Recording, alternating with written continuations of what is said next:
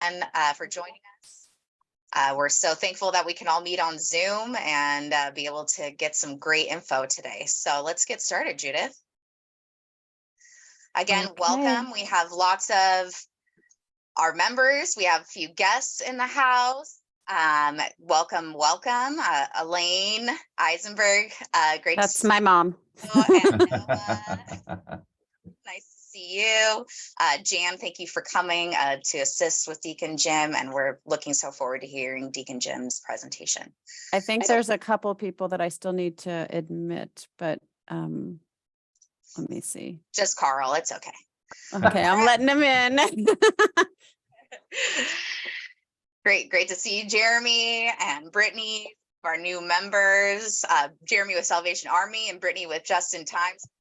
Tons of nonprofit leaders here to hear about our great presentation and be with us today. So what's next, Judith? I think we're going to go do a quick recap of our recent events. So first on deck, on March 25th, we teamed up with Assistant League, one of our grant recipients, and we did a service project where we did a sneaker and book giveaway for military families, and it was a great day. With Assistance League up in Greater San Diego. On March 29th, we had our Giving Day with lots of the nonprofit leaders that are in the house. We're also in the house to have a nice camaraderie event where we all got to hear about all of the great projects and the great work that our community impact grant partners have. So thank you everyone that came. We do this annually, so we hope that we can have you all join us again next year, and our community impact grant funding process will begin again in the fall. So if you know of any nonprofits that support youth in San Diego, make sure that you let us know and keep a lookout for that in the fall. Our last in-person breakfast meeting, we're meeting on the first Tuesday of every month down at UC San Diego Park and Market, and we heard about environmental law. It was a great meeting. I went home with the Dancing Queen shirt directly from the ABBA Museum that Carl Nettleton brought back with us. So keep in mind when you go traveling around, I know we have lots of vacations on deck, to bring us back something. We'd love to auction it off and make some money for the club. So thank you everyone that attended. Last Thursday, our monthly social, the second Thursday of every month, we get together and we network and socialize. Imperial Beach, Kiwanis, the president and her husband joined us. We also had a representative from the San Diego Loyal team join us and talk soccer. So we had a really great time. It was great to have June Frost, Doug Frost there, Gov Doug in the making. So we had a great time. Next month on May 11th, we'll be meeting at Ondas Hotel downtown. So we hope that you join us next month for our monthly social.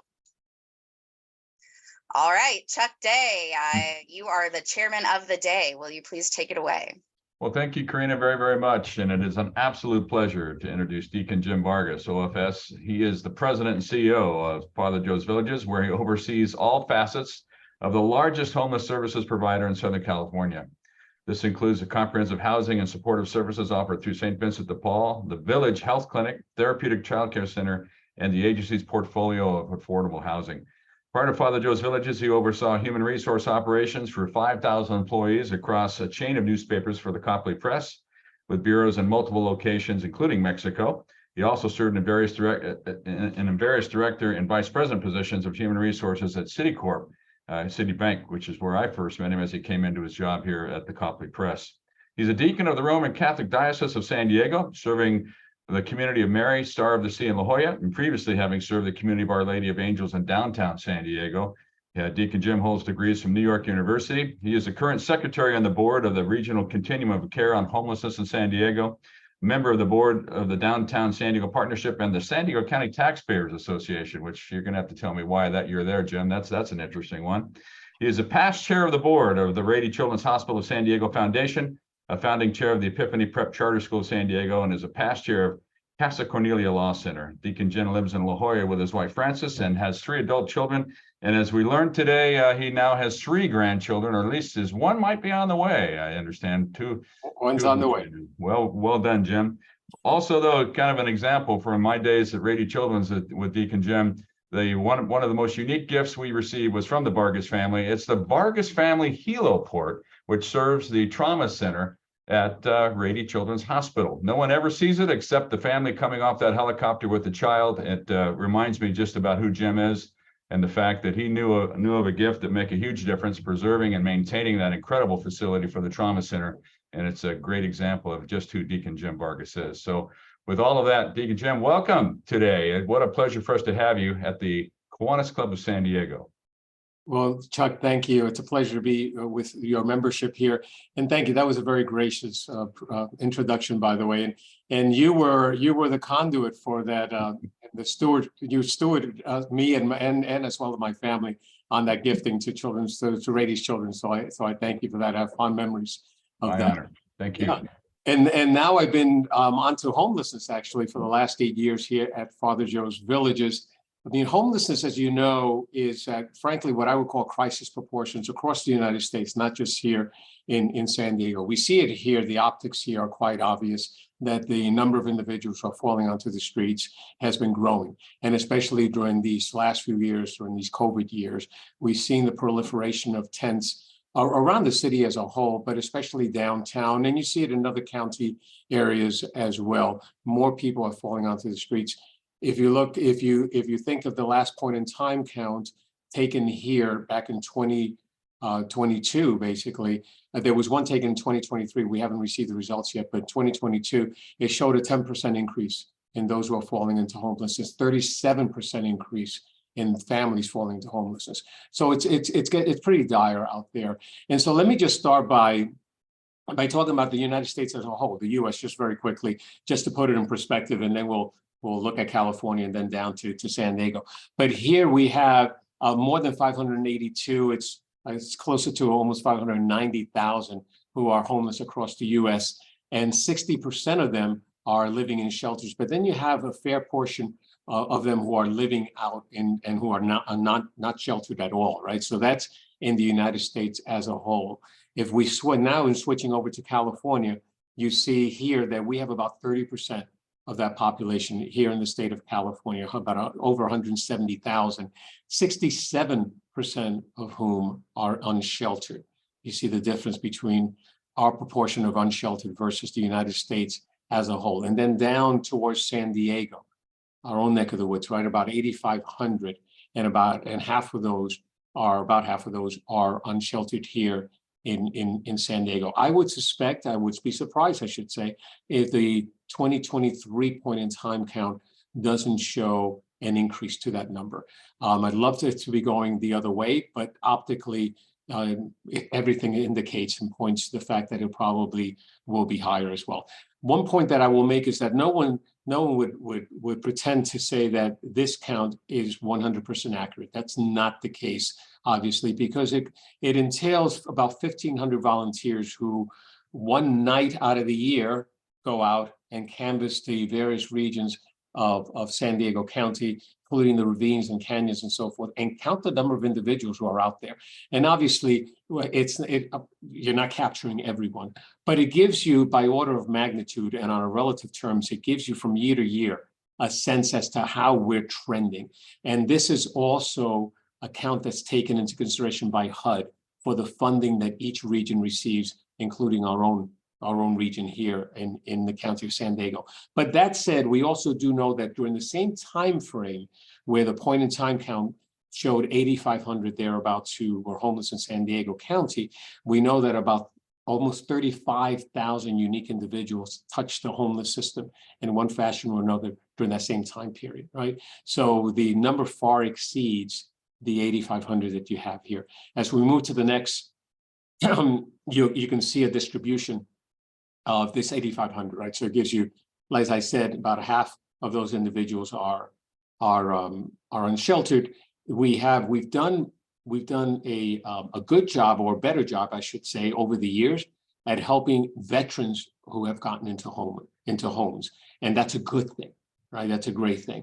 But recognize that across the board, for one of the latest statistics has shown that for every 10 individuals who we place into housing, we, the community, place into housing, about 13 are becoming homeless, right? That's the first time ever where that's been the case here in San Diego. So it's as I mentioned, it's at crisis proportions. As we move to the next, you'll get a sense as to how we at Father Joe's Villages help, right? And we break our services up into 4 pillars, basically. And it's meeting their basic needs. And we do that in a number of ways. Through our 2 dining rooms and breakfast, lunch, and dinner, we serve about 1 million meals a year. And we're blessed to be able to serve that many meals a year. The food insecurity grew during COVID, obviously, and so because of the circumstances, and so we also developed ways of going out into the community and serving meals, not just on our campus, but in different locations like Hillcrest is an example where we heard there was increased food insecurity. We also started frozen meals, so that those who were in their homes and could not get out would receive these same nutritious meals that they could pop into the microwave and have when they needed them as well. We have the services of our day center. Our day center is just that. It's for single men and women, and it's open during the day. And it's an opportunity for them to come in and have a bit of respite, in a sense, especially for women who are on the streets who don't rest well during the night because they're constantly at risk of being accosted. And so it gives them an opportunity to just rest. But even more importantly, it gives us an opportunity to start connecting with people, connecting them with services, shelter beds, and other types of services as well. A lot of people use the address of the day center actually as their address of record. And so that's where they receive their mail. And something that you and I take for granted, but it's important, especially if they're receiving SSI checks, as an example. And so that's an important element that we provide there at the day center. Also, we get hundreds of pieces of mail on a daily basis that then we get to their rightful owners, right, as they come to collect them. We also, something as simple as, charging stations for their phones, something, again, you and I take for granted. But again, most importantly, is services like bathroom services and showers. We dispensed 30,000 showers as a result of the day center just last year. The people on the street who come to us and for those showers on a daily basis. And then we also, other than the day center, we have different shelters. We have shelters across the board. In fact, we have we have more shelter beds than any other provider out there. All the providers are doing great work. Don't get me wrong. In aggregate, we're blessed to do what we do. In our shelter beds, there's one shelter at Golden Hall, which has 526 beds. The majority of them on the first level for single men, but then we have beds for families on the second level, as well as for transitional age youth also on the second level as well.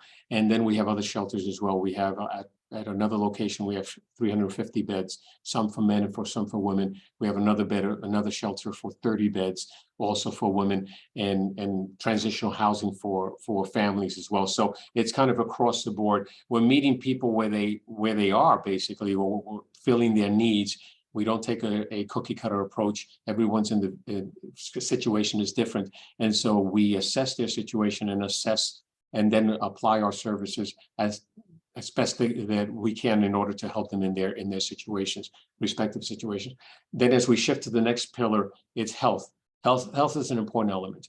A lot of people, especially if you've been chronically on the street, you develop a whole host of issues, from high blood pressure to diabetes and heart situations and so forth. So our federally qualified health center works with individuals in primary care, but also we have a behavioral health clinic as well, which focuses on mental health challenges and substance use disorder.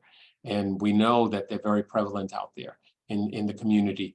And some people have both situations at play. And so that's an important element. Then we have a medical clinic also. We started street health a number of years ago, in 2019, actually pre-COVID. And again, it's just meeting people where they are. We know that about 30% of the individuals who are on the streets will not access healthcare in a traditional way in brick and mortar. And so it's going out to them, binding wounds, dispensing medication, and just, again, helping them in their health situations. This year, we expanded it to include psychiatric care. We're very excited about that because we know, again, that the people out there, and you see it in your own respective communities, how people are struggling with severe mental health challenges as well. And so that's an aspect on which we focus as far as the federally qualified health center is concerned. And then children who come to us are typically academically, emotionally, and socially delayed because of their circumstances. And so it's how do we we mitigate those circumstances so that they don't become part of the statistics, because we know that statistically children who come out of homeless situations are 4 times more apt to be homeless in adulthood. And so we have to break that cycle, right? And so our counselors there, psychologists and social workers and teachers, resource teachers, work with them in order to be able to help them in their situations so that they can compete well in school. So we have a preschool program. We have kids who literally are born, in a sense, at our village, and the mothers who are pregnant, and it comes time to give birth, they go off to a local hospital for a couple of days to deliver, and then they come back with the child. So the first domicile of that child is Father Joe's Villages, and while that pains me to say that that's the case in the sense of it being a shelter, better than being on the street. So we're really happy to be able to support that population as well with prenatal care and postnatal care, and that's an important element.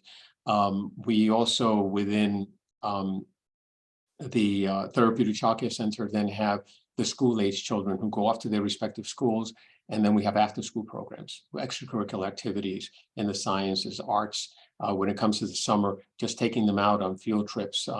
Some can be fun, like Disney World or Disneyland, I guess you would say here. And then also educational, the museums at Balboa Park. And so it's across the board. And the Therapeutic Child Care Center works not only with the children, but works with the families as well. The families are typically, they haven't had good role models. I mean, we don't think about it, but those of us who are parents, we pretty much, unless you've had a parenting class, and most of us haven't had parenting classes, right? We parent based on how we were parented. If we were fortunate enough to have good parents, then our parenting is usually better, maybe not perfect, but better. But these individuals haven't had good role models. So it's working with them and showing them in their interactions with their children is, how building those relationships, the familial relationships, which are so important. Regulating emotions. We work with the kids on regulating emotions and with the parents as well, frankly, regulating emotions as well.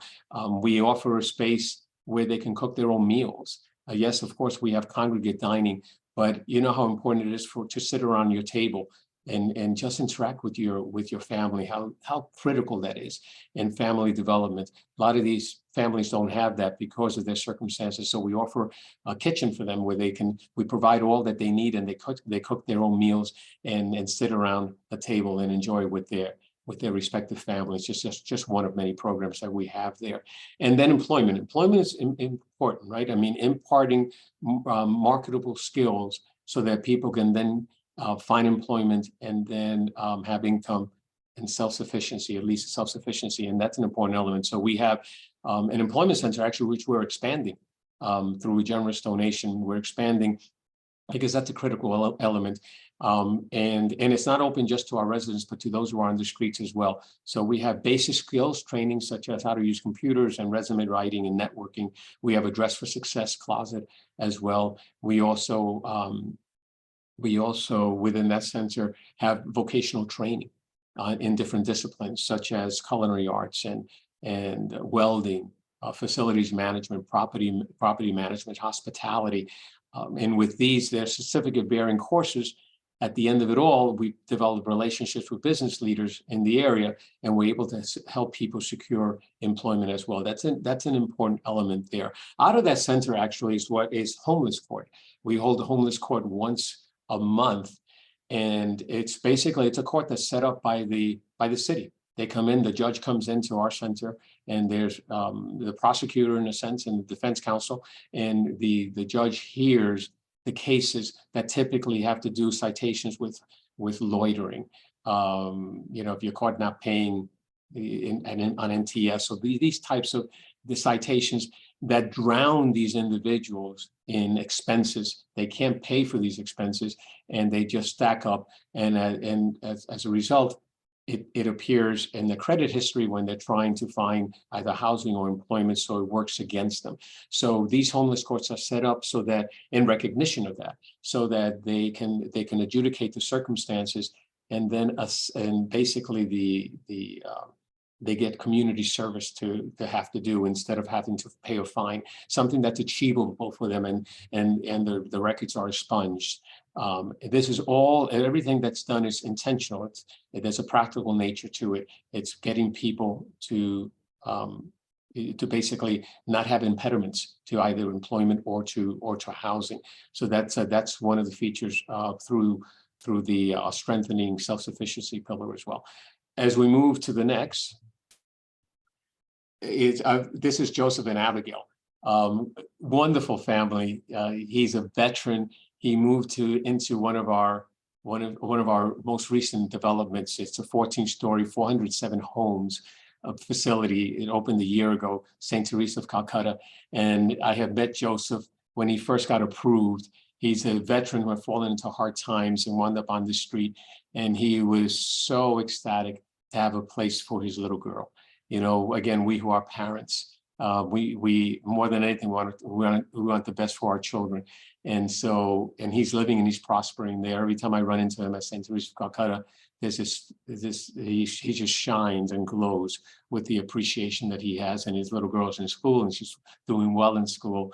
And so he actually, at our ribbon cutting, he spoke, and there wasn't a dry eye in the audience when he was relaying his experiences. So he's just one of many, not only St. Teresa of Calcutta, but our other facilities, because at the end of the day, it's extremely expensive out there. You know as well as I, the average rent is about $2,700 and for an apartment, and the rental vacancy is about 3.5%, which means no sooner does an apartment come on the market, but it gets scooped up, right? And for our clients, it's just out of reach.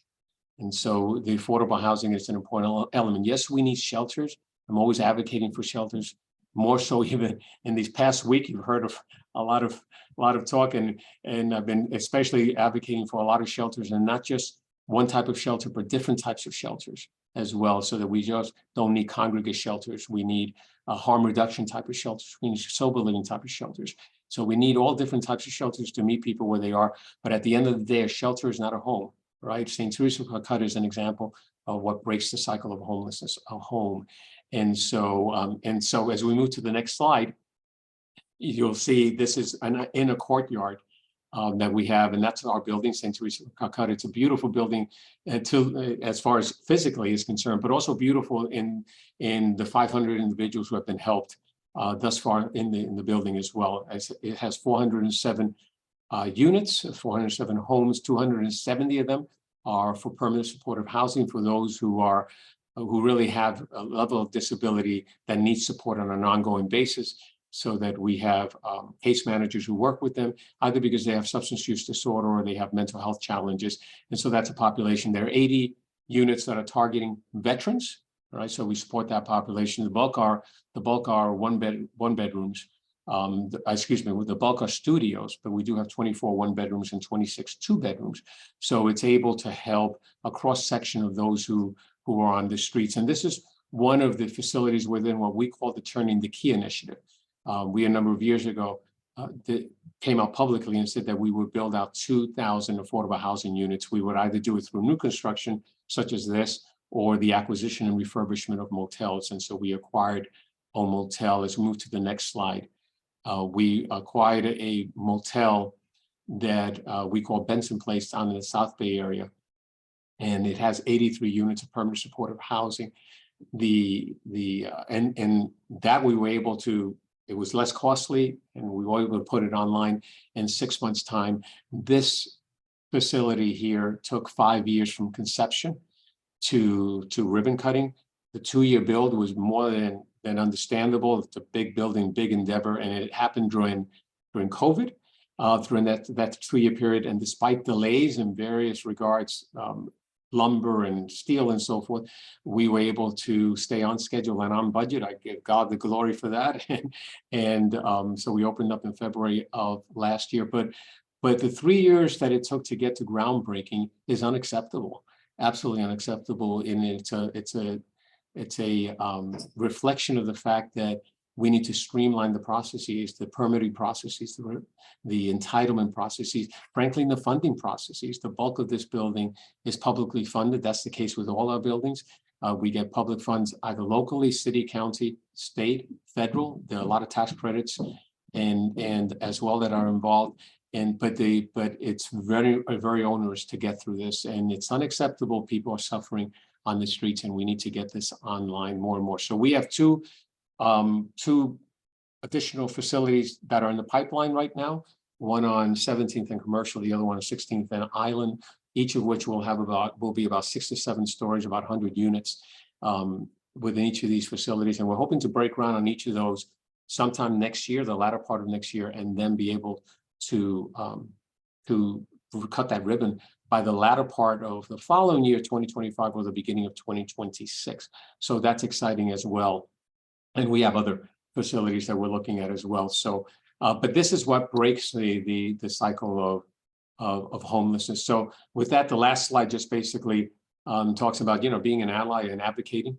I mean, you as you learn more about the situation and also the work that's being done, then you can advocate for this within your own family, circles, friends, but also, as far as our legislators are concerned, both local and statewide and even federal, so that we can get the attention that we need. And like I said, this is at crisis proportions. The contributions are always great, whether they're contributions cash or vehicles or household goods. As an example, we have retail stores, we have trucks that go out and collect household goods on preset appointments, and then volunteering is important.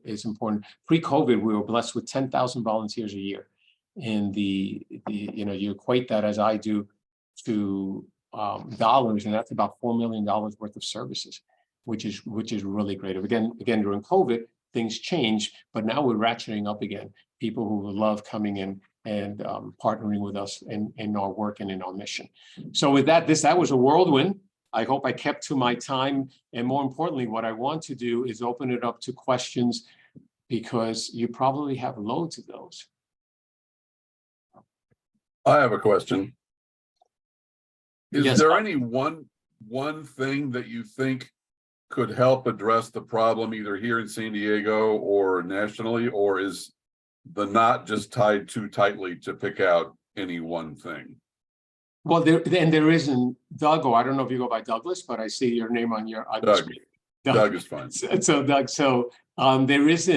there isn't just one thing, and the reason there isn't just one thing is that as I mentioned before, you need to meet people where they are, and it's not as if there's one thing that everyone has, right? I mean, people are in different places in their journey, I say, out of homelessness and dealing with homelessness. So that's why while certain individuals need shelter, and they only need shelter for a relatively short period of time, the help they need is to get pretty much directly into permanent housing is one thing. Others may need, because of their circumstances, and they may have health situations, right? If you have children, like I said, they may have situations with their children that need tending.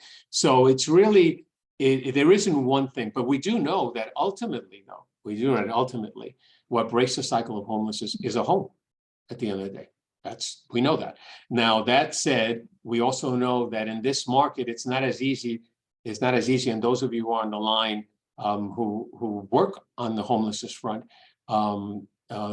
know that we can say that housing is what breaks the cycle of homelessness, but we also have to recognize that there's a dearth of housing here. There's not enough housing in San Diego, right? And so we have to focus on building more housing, of course, but we also have to realize that we have to get people off the streets in the immediacy, because they're dying on the streets. I mean, I mentioned harm reduction before, and I don't know that I mentioned this statistic necessarily, but half of the individuals who are dying on the streets are dying from drug overdoses, right?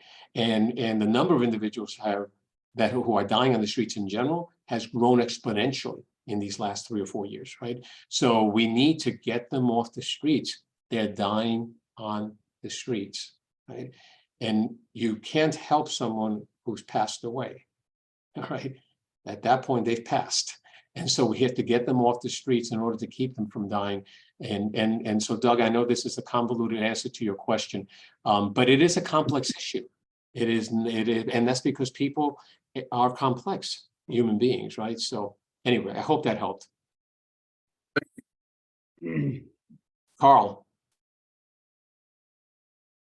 You need to unmute yourself, Carl. Hey. Hi, everybody. Hey, are we just asking questions or do you want me to raise my hand? This is Monica. Hi, Deacon Jim. Monica, how are you? I so appreciate you, brother. What a great presentation. You nailed it. Okay, so here's my question for you. Yes. So we were big advocates for the Todd Gloria 30-day permitting for 100% affordable. Can you not move those projects that you've got in the pipeline into that lane? That is my hope, Monica. In 30 days, I really applauded Mayor Gloria when he said that he would streamline the permitting process to 30 days. And so what we need to do is we need to get to the point where that's happening. And so, and you know me, I'm the eternal optimist, Monica. And so I am hopeful that we will get there. We're not there yet. We're not there yet as a community. And so, yes, that's his goal. His goal is 30 days. And I look forward to that. Yeah, so I would just keep, because we're trying to get some more going through YIGBY right away that are 100% affordable, so that the demand is there, so that department gets fully staffed. Because that's Keely Halsey, that was Mayor Faulkner's homeless gal, is running that for a lease. Right. So push on that. That's all been announced. It's supposed to be happening. So, you know, I would hope you're going to be much closer to groundbreaking on those than you mentioned. That's all. Okay, thank you. Thank you, Monica. And I think Carl had his hand up. Carl, yes. Yeah, thanks. I was muted. Sorry. What are your thoughts on the Todd Gloria's choice options? You know, if we have a choice for you, you can't say no. It runs up against all kinds of potential issues. I wonder what your thoughts are on that. Well, I think, Carl, you know, anything that helps people off the streets, that is concrete and positive, meaning moving them either into shelter situations or into housing, which is preferable, obviously, I welcome, right? And so in doing so, it would be great. That said, as I mentioned before, there aren't enough shelter beds currently. And also we need different types of shelters. So there needs to be a focus as it relates to that in order for this type of ordinance to have teeth, in a sense, right? Otherwise, what are we doing? So we need anything that we do as a community needs to be productive, right? So and so we need that in order for it to be productive. And are the county and city working more closely together now than they have in years past on trying to address the issue? They have, actually. They have. I've been encouraged by that now in the last couple of years. There's been more collaboration. It looks like we have another question from Noah. Noah. Hi, Deacon Jim. My name's Noah. I'm not from the San Diego area. I actually live in Los Angeles and work for the city of Los Angeles on affordable housing policy. But besides my job title, I'm here because I'm the son-in-law of Judith from Kiwanis and the grandson-in-law of Elaine. So that's what brings me to San Diego, Kiwanis today. Well, no, first of all, if I may, let me applaud you for what you do, because you are, talk about our situation. You guys in LA, all I can say is, oh my gosh. Yeah, I'm happy with the new mayor that we have and some new sources of funding. Judith and I go back and forth sometimes joking about, Dodgers versus Padres, number of homeless in LA versus number of homeless in San Diego. And, in this case, I think we're beating you with that in a bad sense with the numbers. But my question was going to be something a little bit off of what Doug said and you responded to about, getting people off the street as quickly as possible with this harm reduction strategy that you want to essentially eliminate, make sure that people aren't dying on the streets. And there's a big debate in LA right now about the coordinated entry system used to, rank who should be coming off the street faster, because, you might only have 500 beds, but there's 4,000 people that are homeless. How do you decide who gets a bed? And one of that debate is, do you give the bed to the person that's going to be able to that has the lowest acuity score, like the least amount of problems that are going to keep them homeless, in the hopes that you're able to rehabilitate them quickly enough and get them back onto self-sufficiency? Or do you give that bed to somebody that's most likely to die on the street? And I think it's not just one or the other. There might need to be a little bit of a balance, and a lot of that depends on the type of housing. But I was just kind of curious, how you view that and how you're seeing that work out in San Diego, especially because it sounds like you're on the advisory board for the continuum of care. Yeah, no, you're correct. I mean, and I don't, it's easy enough in a sense to help those who have not been chronically homeless, let's say, right? And so it's easy for many reasons. I mean, when you're chronically homeless, there's a whole host of other issues that are at play, and it's just harder. That said, we at Father Joe's Villages, we choose to work with that population, because if not, they remain on the streets and they're literally dying. I mean, so the St. Teresa of Calcutta Villa, that 14-story, 407 home facility, 270 of them, as I mentioned, 2/3 of that building is permanent supportive housing, right? And let me tell you, it's a challenge to work with that population. It's just the fact that you put them within four walls doesn't mean, oh my gosh, now they're different individuals. No, that takes a lot of work. One of the things you have to do is they have to relearn to live within a community that's not out there on the streets.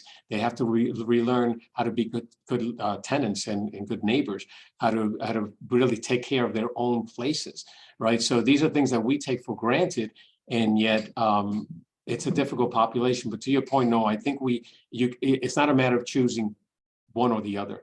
We have to work with both. And the reality is, I mean, the stark reality, and this is not, I don't think this will surprise you necessarily, is that you or anyone on the call, is that there isn't enough money that's being allotted to all of what we just said. It's not that there isn't a lot of money that has been allotted. I mean, it's been in the millions of dollars, right? In the tens and hundreds of millions of dollars, and yet it's still not enough. Right. And that's the stark reality. It's not enough. The situation out there is immense. If you take St. Teresa of Calcutta, that was a $150 million endeavor. 150 million. 10 million of it was the private philanthropic portion. We try to always have a philanthropic portion to all our endeavors there. And that was 10 million. Terry Castor, some of you may know, the founder of A1 Storage, great guy, and he's just fallen in love with what we've done. And he didn't want it named after his family. He knew, and he worked with Mother Teresa, and he wanted it named after her. Oh, I was tickled pink when he suggested that, because of who she was and what she did, right? So anyway, but the point is, that's just an example. And it also, I didn't get into this aspect of it. We also shouldn't look at just new construction, right? That's why we're looking at refurbishment of motels, and acquisition of refurbishment. That's why we're looking, why tiny homes need to be considered as well. Why there's so many things that, there isn't just a one solution to this or one approach to this. We have to have different tools in that toolbox, in a sense. And the challenge with tiny homes, obviously, is one, finding the NIMBYism of which to which Monica referred, but also the fact that you need to find land. And one thing that a 14-story building affords you is density, where you can, at the end of the day, you have 500 individuals, right? But that said, it doesn't mean that everything should be towers, right? So it's kind of across the board. So I hope that answered your question, at least somewhat, Noah. Yeah, thank you very much, Deacon Jim. You're welcome. And we have David J. who has his hand up. I had seen Brittany had hers up first, so I'll defer to her first. Okay. Thank you. Yeah, I'm not sure if this is similar to the question that Doug had, but recently just seeing on the news about the San Diego City Council considering the ban on encampments, and just like what if that's related to what Doug was talking about with or if that's something different, and if you have like a understanding you could explain further, because to me that word is so strong, and maybe that's like a down the line thing once we do get these places for people to live. So I'm just curious to know more about this consideration. Right, he was referring to the same, but let me just clarify a bit more. So it moved out of committee because first, before moving to the city council, these types of ordinances or consideration of the ordinances have to be considered a committee first by a few of the council members. So with a vote of 3-1, it moved out of committee. It will go to the full council. I don't know exactly when, but it's thought maybe in the summer sometime. I don't know that it will get passed. And if it gets passed, almost inevitably, this will be challenged in court. And so then it'll be mired in that, and heaven knows for how long. But the whole premise of it is moving people out of encampments. That's what it is, right? And so Councilmember Whitburn is a proponent, as is Mayor Gloria, and again, what they've said is that shelter, the recognition that more shelter needs to be available, and that they're working on more shelter, so that in moving people out of encampments, they could be moved into other situations, right? Because it's not healthy for them to be in encampments. So that's kind of in sum total what it is. That said, as I mentioned before, there aren't enough shelter beds, right? And so we'll see whether, we'll see how positively this can be instituted in a sense, right? Whether, I mean, it needs to be, if it's going to be done, it needs to be done for a productive end, and productive end meaning helping people in their situations. So there's we'll be talking about this for quite a long while at this point, Brittany. Just to follow up about that, like I have met people on the streets who have said that they would prefer to live that way. So I guess when I first saw this on the news, I could see that why the ban might be a reason too, because there are people that are choosing to live that lifestyle rather than going into a shelter. Do you have any opinion on that and people in those situations? I do, and what our outreach efforts has shown is that people who say that, when you really have an opportunity to sit down with them and talk to them about that, you learn that what they're saying is they don't want congregate setting.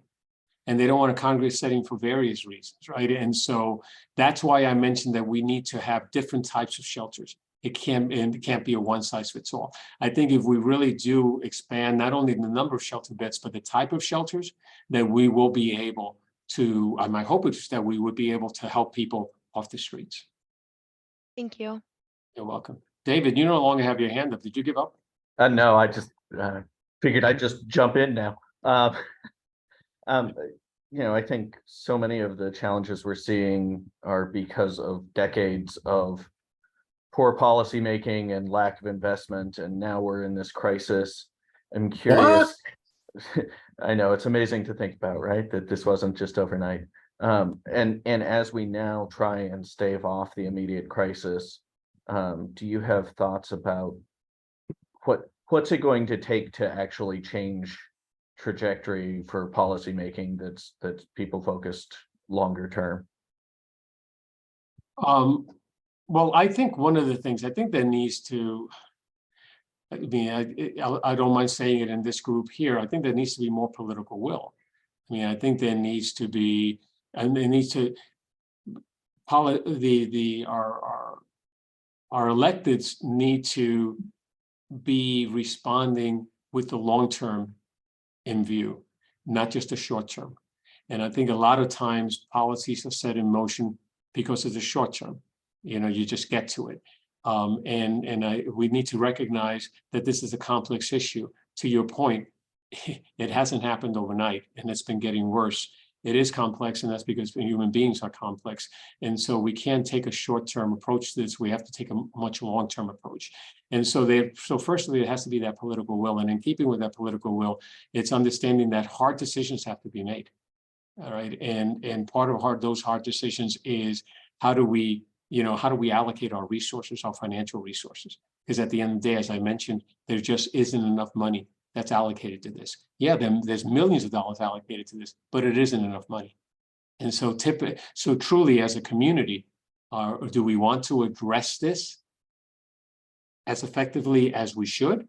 Or is there recognition, or is there, are we basically saying, well, there's just so much that we can do because there's just so much money, right? And leave it at that. So, Carl, we had a couple other questions before you. Mike, do you still have a question?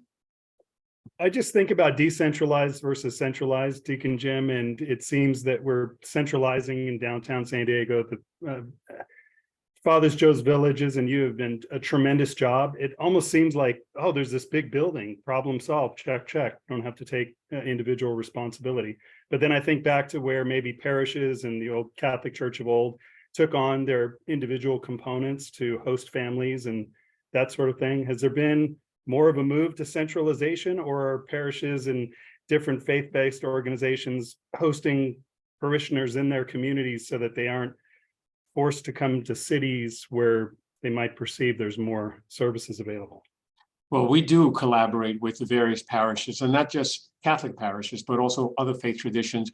Congregation Beth Israel and Congregation Beth El actually are also, they've been longtime supporters of ours as well, and others as well. And so some parishes may help by way of sheltering, but it's not providing housing necessarily. It's just providing shelters for a period of time. And so there is some of that happening. But the reality is that it's not consistent enough, right? And it's not comprehensive enough. And also it's one thing to provide shelter for a night, for a church to provide shelter for a night. But it's another thing to help individuals in the longer term, right? So yes, the shelter for a night gets them out of the elements, as an example, and gives them a warm bed, but they're out on the street again, right? So that's why organizations such as Father Joe's Villages and other services providers are able to help them, not just for the night, but to make connections and be able to provide them the necessary means and services that they need for the longer term. But most definitely the collaboration with the faith communities, all different faith communities, has always been instrumental for us and has been very helpful. Yeah, thank you. Jay? Yes, since I retired and moved to the East Village, I've been involved in the Walk With Me program through First Pres and the rescue mission. I was just curious, when you're dealing with basically thousands of people you're trying to help, do you have some individualized programs too, where you have volunteers that are willing to work with people that are living in shelters or whatever to become their friend and neighbor? Yeah, we do. Absolutely, we do. We have various programs. I mean, so we have some people come in, a lot of people come in to serve a meal. But then to your point, one of the things that we have out of our therapeutic childcare center, we have our grandparent program, where people come in and they cuddle the infants, as an example. What a great job, huh? And so they come in and they just kind of spend time with the kids. And they're also mentoring, to your point, also as far as adults are concerned as well. And people, peer support almost, right? Also comes into play. So it's, it depends on the individual and what their needs are. And we try to be responsive to that. Okay, thank you. Carl, did you still have a question? I did, and it follows right after that last comment too. I'm sure you have numbers of, what percentage that are have a mental illness, others who are, have addictions, others that are just have a string of bad luck, and probably each of those categories have a. If you wanted to address a person in each of those categories, there's probably a cost number that you could assign to those. Have you generated what money really would be needed to address the homeless issue? I mean, I did the numbers you talked about earlier, 150 million, I think you said, and I divided that by 8,400, and that's $17,000 a person. That's obviously not enough. Have you come up with numbers to say, what do we really need so that people can't say no to the help they might need? No, actually, I don't have that at the top of my head. But that said, it is what we need to keep in mind is that it is not inexpensive, but what's more expensive is having them on the streets. I will tell you that it's extremely expensive to the community to have people on the streets. They're the higher users of 911, of ambulances, of emergency rooms, of hospital beds, right, of jail cells, unfortunately. All right, and so it is, while it's a costly proposition, and it depends, because again, it's less costly with those who you're able to help off the streets in the immediacy. and who have not been on the streets very long and help them to employment as an example. It's more costly with someone who's been chronically homeless, because then they have a whole host of other issues that are at play as well. So, and frankly, least costly is to help people not to fall onto the streets. So to have, to have prevention programs, rental subsidies as an example. So individuals who, for whatever reason, are experiencing hard times, let's keep them housed.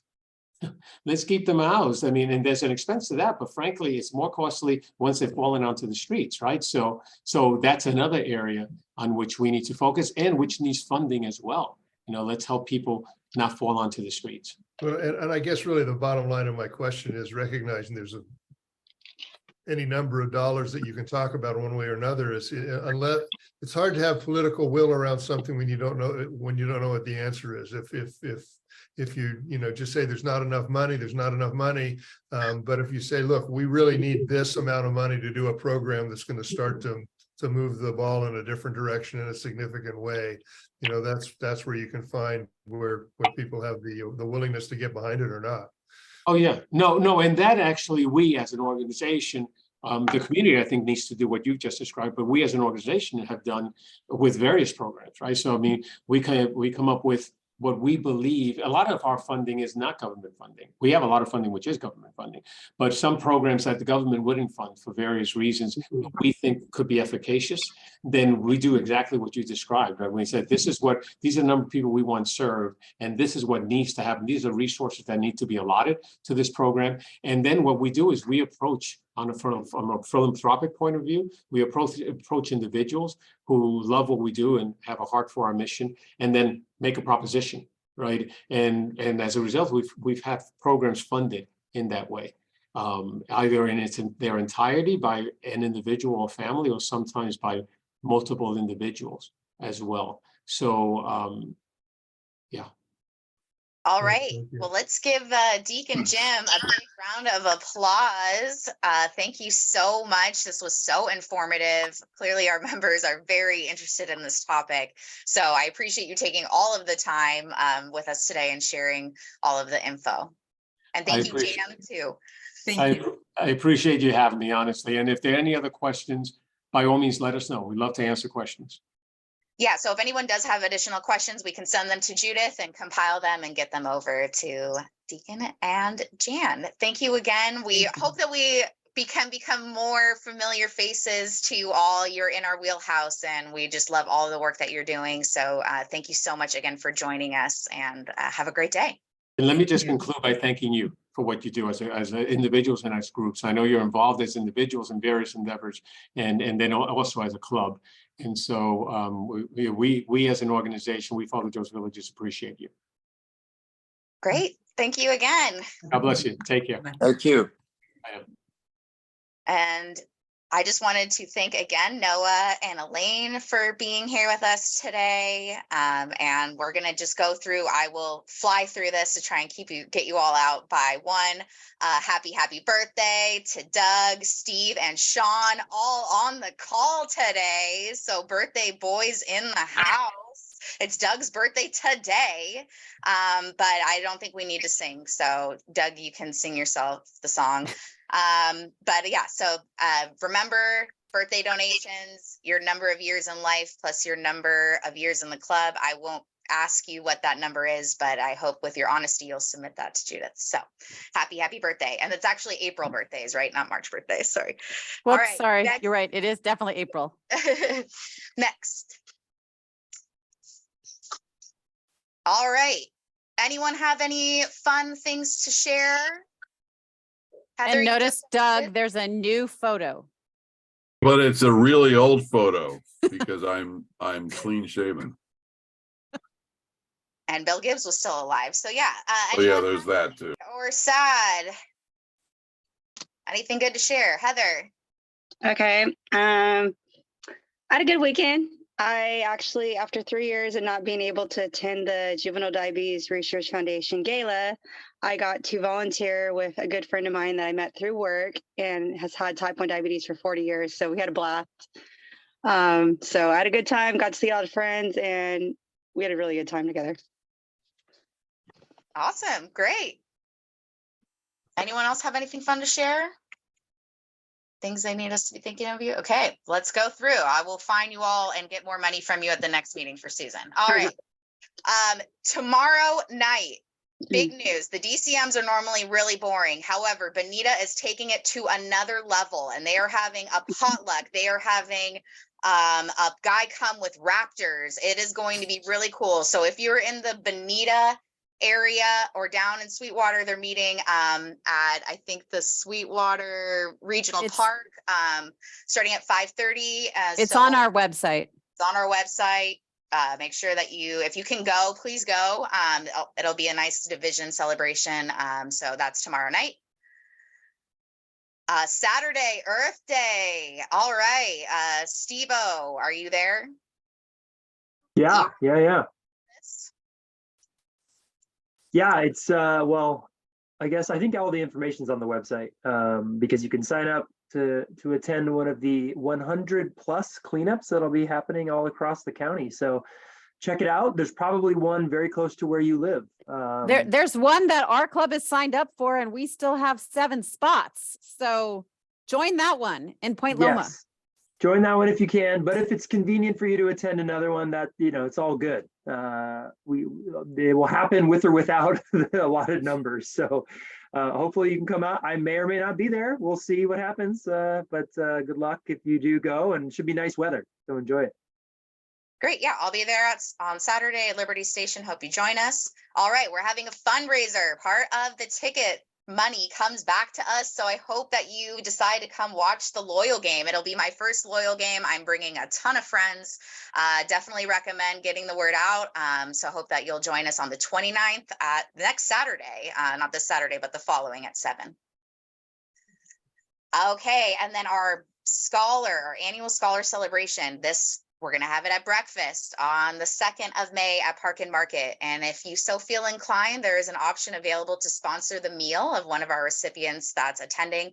We have a good RSVP list so far, but I'd love to have more members. We've been having very low turnouts at our breakfast meetings. So I really encourage you.